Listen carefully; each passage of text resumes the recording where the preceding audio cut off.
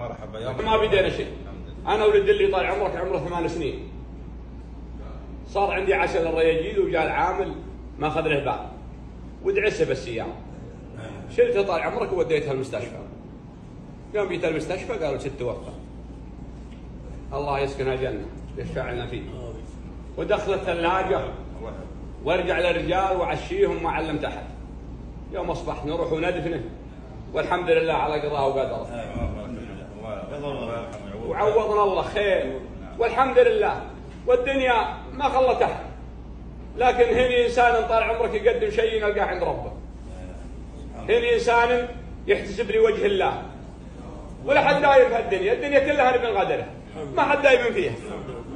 وضيوفك ما شعروا بالموضوع. والحمد لله. الضيوف ما شعروا بالموضوع ولا؟ والله ما علمتهم، تعشم وراحوا ما حد دار.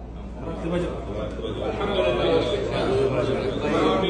هذا والله الله يجزاك خير. الحمد لله. العافية. الله يكتب اجرك.